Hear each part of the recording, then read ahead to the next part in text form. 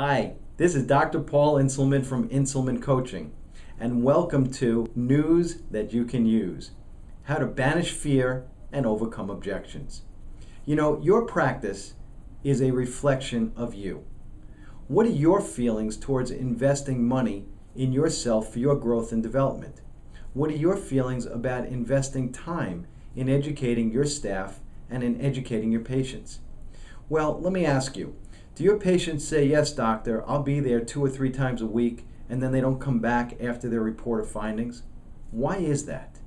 Again, your practice is a reflection of you.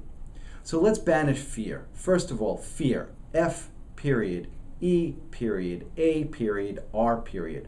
False evidence appearing real.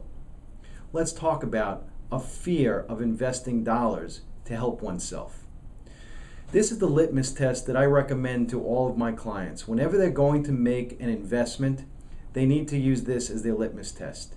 If making that investment in the new piece of equipment or the new technology or whatever they're going to spend the money on, if that investment is going to change the way they eat, pay their mortgage, or pay their taxes, then they can't afford whatever they want to spend that money on. If it's not going to change the way they eat, pay their taxes, or pay their mortgage, then they're living in fear. False evidence appearing real. And if that's the situation, then what they need to do is to push themselves through their comfort zone, make that investment, and go ahead and reap the benefits and the rewards. However, I teach my clients the business of chiropractic. And in any business transaction, you have to look at the downside risk. So what you want to make sure is that you have downside protection.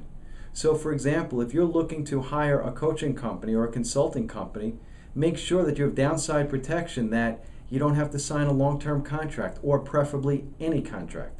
Make sure that there's a money-back guarantee. This gives you downside protection.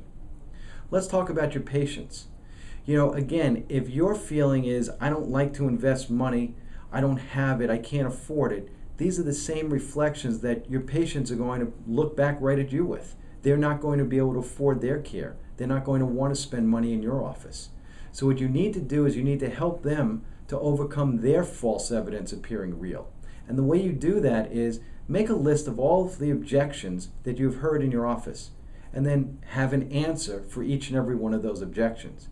However, you must create that answer so it benefits the patient, not lying to the patient, but showing them the value of what you're going to give to them and how it's going to help them with their problem.